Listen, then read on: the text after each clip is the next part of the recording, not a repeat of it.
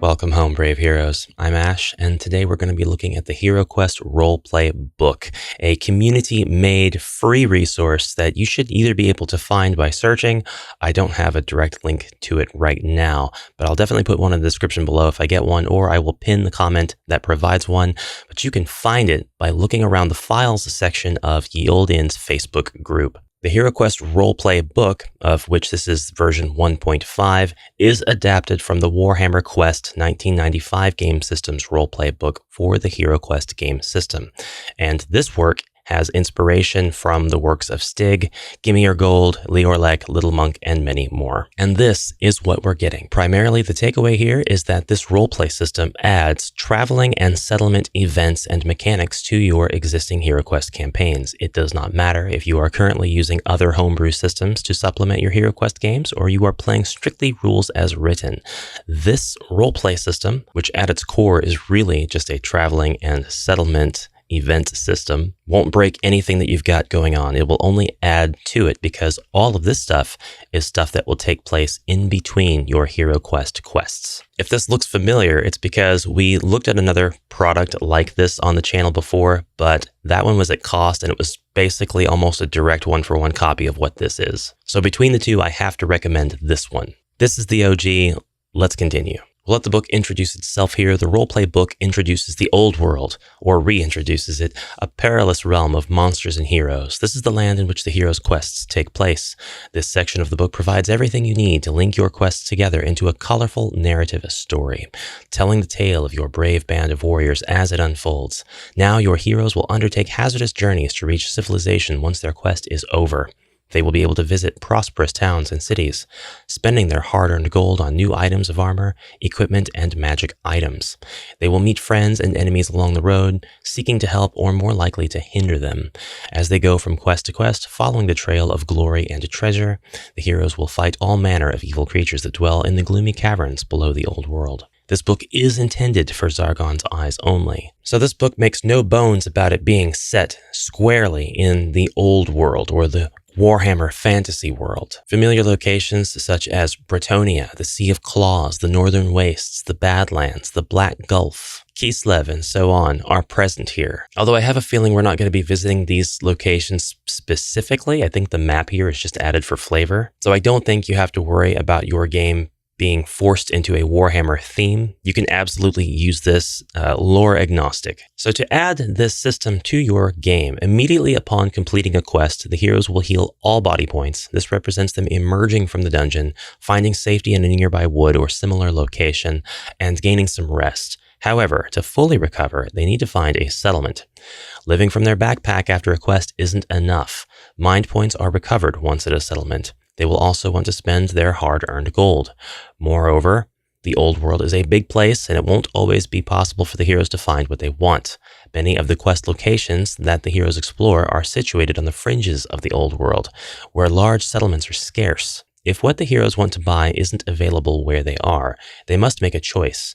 Do they travel to the nearest town, or do they simply make do with the supplies available at the local village? Traveling in the old world comes with its own hazards. The longer the journey, the greater the chance of something awful happening to the heroes. All of this between game play is resolved using the tables found within this book. No board sections are laid out for this part of the campaign, and no miniatures are used. This portion of the game is imagined with the collective theater of the mind. These travel rules are only applicable when traveling from a quest. Once you know how far away the hero's destination is, you can work out how long it takes to get there and what costs and encounters they incur along the way. If the heroes trek all the way to a distant city to spend their gold on better armor, the journey may be perilous, and they may encounter all sorts of hazards. Before the heroes can spend any of their gold, the players must decide where they are going and how far they are from their chosen destination. The travel table below shows how far the quest site is from the nearest villages, towns, and cities.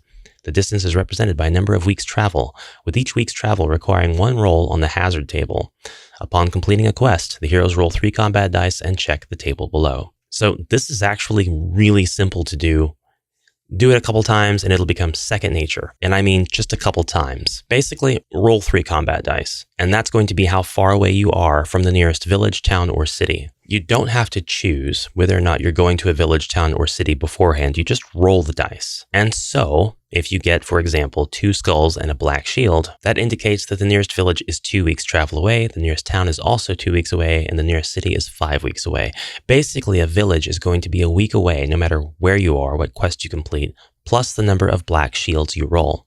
Villages should be very easy to get to with this system, so they've minimized the travel cost by assigning the additional weeks to the lowest chance symbol on the die, the black shield. A town is going to take at least 2 weeks, plus the number of white shields that you roll. And the city is going to take a minimum of 3 weeks, plus the number of skulls that you roll, if you roll skulls on the dice. So if you take this to its logical extreme, if you roll all 3 black shields, then a village is going to take a maximum of 4 weeks to get to, which means you'll be rolling on a hazard table 4 times. A town could take a maximum of 5 weeks, and a city a maximum of 6 weeks to get to. Now, this section just takes seconds. You roll the dice, you determine how far away each place is. And then I imagine if the heroes just want to continue playing HeroQuest, they say, we're too far away, let's go to the next dungeon. But at this point, they can determine whether they want to go to a village, a town, or a city. And once you know how many hazards the heroes are going to encounter on the way to their destination, 1 hazard per week, you must randomly roll that many hazards on the hazard table. The table is included with this book.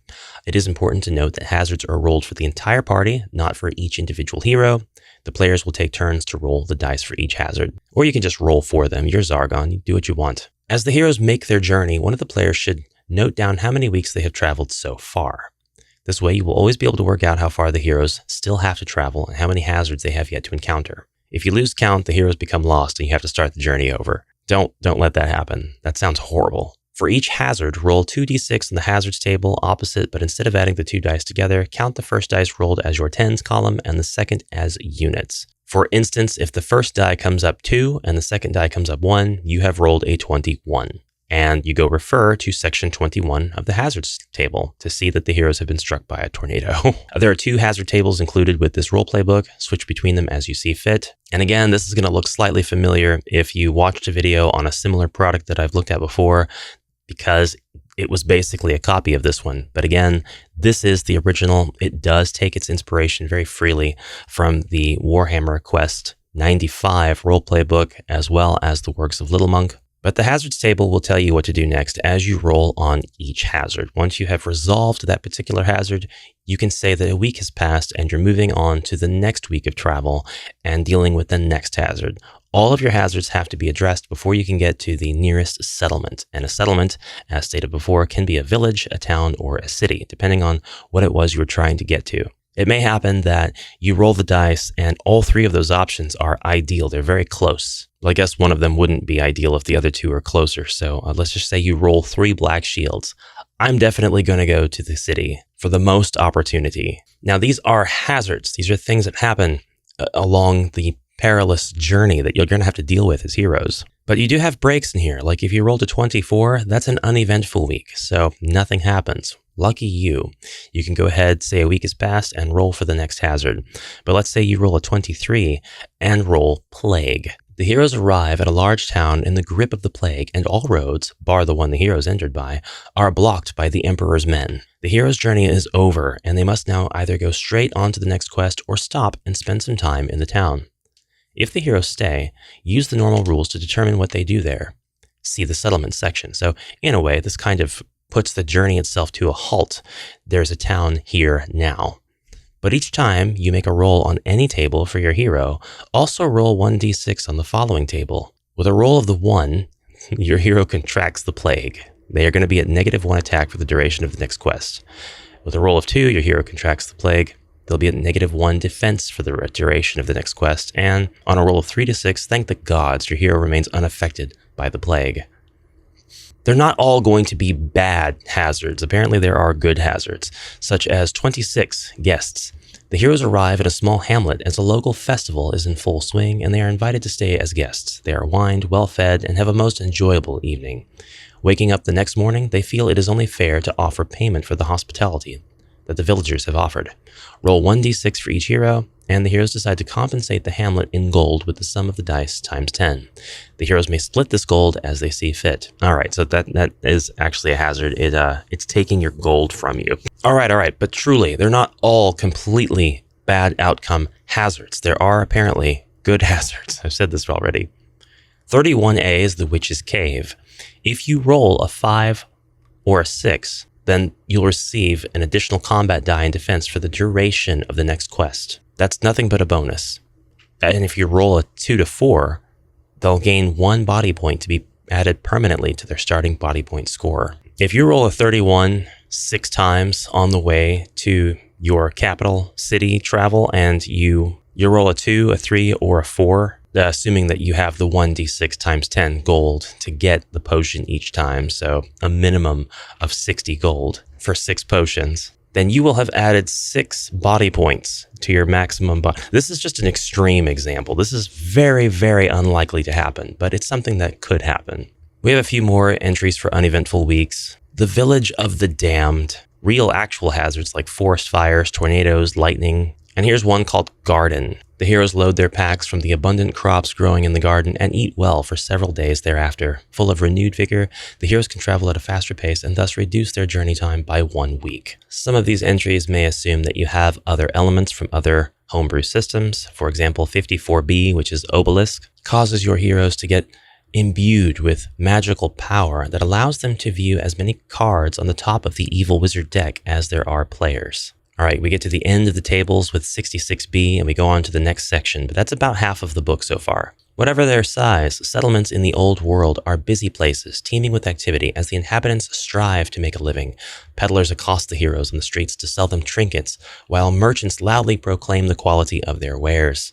To the weary traveler, such settlements are like an oasis in a desert, offering the prospect of a decent meal and a real bed after months in the wild. Unfortunately, there's another side to every settlement, lurking just below the gaudy and brash veneer of civilization that the haggard and unkempt traveler would do well to be aware of. Your heroes are going to be regarded with suspicion in most settlements, or maybe even ignored or shunned completely. You could even be thrown out of town, or worse, accused of witchcraft and burnt at the stake. But we'll let the event tables decide all of that. For now, the first thing to do when you arrive at your destination is to nominate one of the players to keep track of how long they stay in the settlement.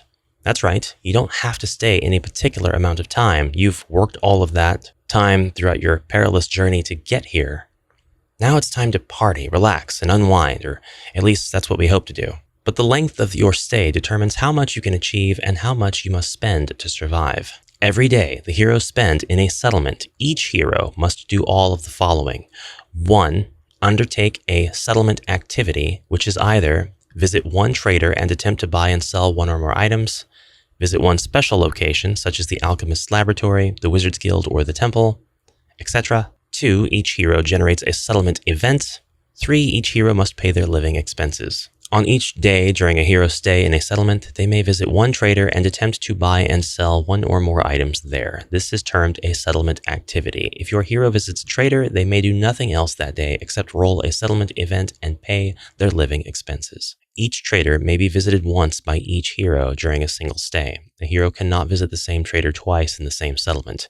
A hero can buy and sell as many items as they want from one trader while they are there. Now, we'll learn here shortly why that is. But just to recap everything so far, we decided at the end of our quest that we wanted to visit a settlement. We determined our travel time by rolling 3 combat dice and picking which kind of settlement we wanted to visit. We rolled for hazards on the hazard table equal to the amount of weeks that it takes to travel to that settlement. And now that we are here, we have established that each hero must do all of the following for every day that they spend in the settlement. So far, the system is relatively simple. It's easy to explain, and there's no setup. And it is possible that all of this gameplay could take place in between quest sessions, such that when your party comes over and sits at the table and you've got all your stuff laid out, they actually decide they want to travel, since having completed the last quest and not deciding whether or not to travel at that time. And then you spend the entire session traveling, staying in the settlements, rolling for settlement events, and then finally getting the next dungeon started, which at that point, you might actually be done with the session. You might run out of time. So it'll really depend on how much time they want to spend doing this stuff, which could be determined by how much gold they have, and certainly in no small measure how much luck they have, because a few bad rolls, and this is all going to go very south for your heroes. But it's possible to spend a considerable amount of time doing this stuff, which I think is really cool. And this is really what the roleplay systems all about, in my opinion. This is where the heart of the roleplay element comes into play.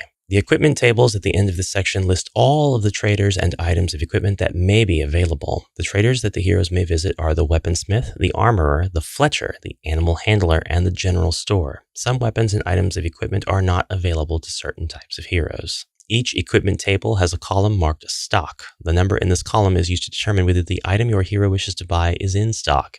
And each time your hero wants to buy something, they must roll against the number in the stock column to see if it is available. If your hero is shopping in a village, you must roll equal to or greater than the number in the stock column on 1d6 for the item to be available. Likewise, if they're shopping in a town, which is a smaller settlement, there's a greater likelihood of the item being in stock, so you roll 2d6. And if you're in a city, you must roll 3d6 to achieve greater than the number in the stock column. So the bigger the place you're in, the more likely it is that that thing is going to be in stock. If you do roll the stock dice to see if an item is available, find that it is, but then decide your hero doesn't want it, the trader throws your hero out of their shop for wasting their time. It's awesome. To see if you can find a particular special location in a town, you must roll 7 or more on 2d6. And to see if you can find a special location in a city, you must roll 7 or more on a 3d6. But villages don't have special locations, so if you visit a village, keep that in mind. Special locations include the alchemist's laboratory. There are no restrictions upon who can visit the alchemist. They'll take any one unused item of equipment or treasure and attempt to turn it into gold. You'll remove the equipment or treasure from your character sheet, and then roll as many dice as you like, add up the scores, and multiply the result by 50. However, if any of the dice come up as 1, the transmutation fails, and the item fizzles away until nothing is left but a pile of sludge. The alchemist takes half of the total gold as their fee. That is a fun system. That is really cool. You can decide to roll 10d6 if you want, but if you get any ones, you got nothing. There's just nothing at all, and you've lost your equipment. But you can make a lot of money doing this. The Alehouse, which has its own set of events. There are no restrictions upon who can visit the Alehouse, although any dwarves and barbarians may enter with any confidence of walking out again in one piece. Only dwarves and barbarians. Yeah, if you're an elf or a wizard, you might not come out of an alehouse looking the same. And to compound that fact, when you roll on the alehouse events table, your elf and your wizard actually take penalties. You'll have to roll 2d6 to determine what's going to happen. So there are a total of 11 events from 2 to 12. And if you are an elf or a wizard, you're actually going to subtract 4 or 3 respectively from your final roll, treating results that are less than 2 as 2. This means that the drinking contest, the witch hunter, and the master training events are off limits to elves and wizards. There are a lot of really cool events here. Old Friend allows you to ignore living expenses because your whole party will gain free lodgings during their stay in the settlement now. The drinking contest will get your hero a haul of 1d6 plus 2 times 100 gold because your hero is obviously going to be the one that wins the drinking contest. But you will be very sick the next day and you'll only be able to move during a 1d6 on your next quest. The Witch Hunter will appreciate your attempt to visit, strike up conversation, and make merry by teaching you about the monsters that you'll fight, and you will be able to re-roll an extra combat die when attacking them once per quest. And finally, Master Training, in which a muscle-bound mercenary gives your hero a practical demonstration on weapon striking. Your hero is determined and finally masters the art. Your hero now deals an additional point of damage once per quest when wielding the type of weapon that they used when learning from the mercenary. There are special locations like gambling houses. Another special location is the gambling house. This one's pretty self-explanatory, but you could go into major debt. So just like in real life, please use discretion. There is the temple, the Wizard's Guild, where you can obtain magic potions and change and learn spells. The Guild of the Blades, in which you can hire mercenaries. Finally, we make it to the settlement events tables. There are 2 of these, again for flavor, use whichever one you like. And in addition to that, if you've stayed at the settlement for an entire week, then at the end of your first week and at the end of every week thereafter, in addition to rolling on the settlement events table for each hero, you must also roll once for the whole party on the catastrophic events table. This is a much smaller table, and there are only 11 results on rolls of 2 to 12. But they are indeed catastrophic, potentially permanently for your party of adventuring heroes. If you roll Snake Eyes, you'll settle down. Roll 1d6 for each hero, and the hero with the lowest score decides to settle down here. Their adventuring career is over. It would be hilarious to have a band of adventurers go to a settlement and somebody's rolls are so terrible that it's just bad stuff happening every day. They get tossed out of shops. They lose their drinking contest. They lose money at the gambling den. And then it's been a week and they're just having a terrible time and they roll the lowest on a result of settle down. They're just like, you know what? This place sucks. I'm going to stay here. But the settlement could also be attacked by bands of orcs and goblins and your hero could be killed. On rolls of 6 through 9, though, no event. That's pretty good. And then there marks a return of the plague. The hero with the lowest score, if you roll 1d6 for each hero, is stricken with the plague, and if it's not cured at a cost of 1d6 times 100 gold, the hero suffers the plague and dies. Living expenses are pretty reasonable. It's 1 gold per day each hero in a village, 2 gold per day each hero in a town, and 3 gold per day each hero in a city. You can kind of see how it's possible through risky business like visits to the alchemist shop if you were able to find one, or the gambling den, or lots of success in the alehouse, how you can feed the gold that you earn back into staying at the settlement, and then you're kind of able to stay there for a much longer time because you're getting more of a net increase in your stats, your armor, weapons, abilities. Perhaps you're earning permanent increases to your body points, or you've gained all kinds of blessings so that you have all of these undefendable strikes that you can make in the next quest. If you're unable to pay, though, you have to sell equipment to cover the debt. If doing this does not raise enough money, you must leave the settlement immediately and wait for your companions outside. And on occasion, one or more heroes in the party may be thrown out of the settlement, usually for doing things or because they have been blamed for doing things that they shouldn't have done. So again, you're just waiting outside. You may also decide to leave this settlement for another, travel between settlements. Heroes are allowed to travel to another settlement, though they must re-roll the travel hazards table and travel for the given number of weeks.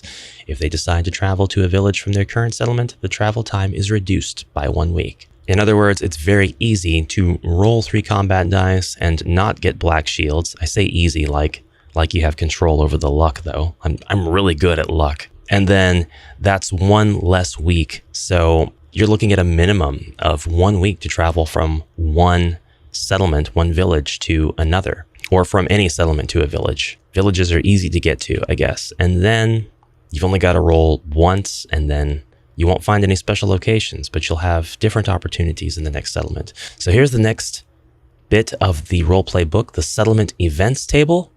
1 good deed sees your hero leaving their gold carefully stashed away in their hotel and taking 1d6 times 20 with them, only to have it completely lost when they get mugged while trying to help an elderly woman. Pickpocket is actually the exact same thing. As your hero rushes through the busy streets, their money pouch is stolen, you lose 1d6 times 20 gold. On a roll of 16 on the first table, you get Hot Spring. This is a good thing.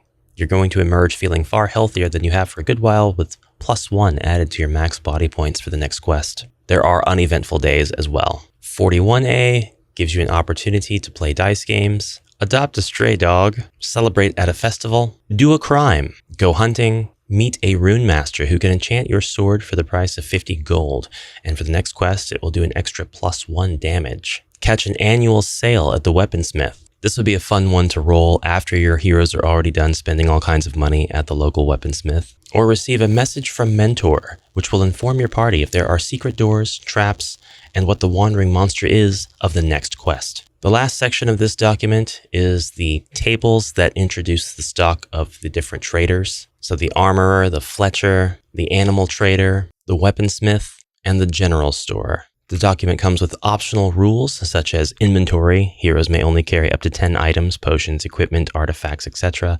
Barbarian strength. Any black shields rolled by the barbarian when attacking counts as skulls.